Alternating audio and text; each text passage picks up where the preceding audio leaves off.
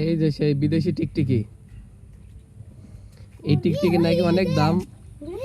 ইউটিউবে সারা জীবন দেখি যে টিকটিকির অনেক দাম, কিন্তু আমরা সারা জীবন যেটাকে বলি যে কাংলাস, এই কাংলাস নাকি দূরিত্বে রক্ত খায় মানুষের। কাংলাসটা দেখতে দেখেন কতটা ভয়ঙ্কর।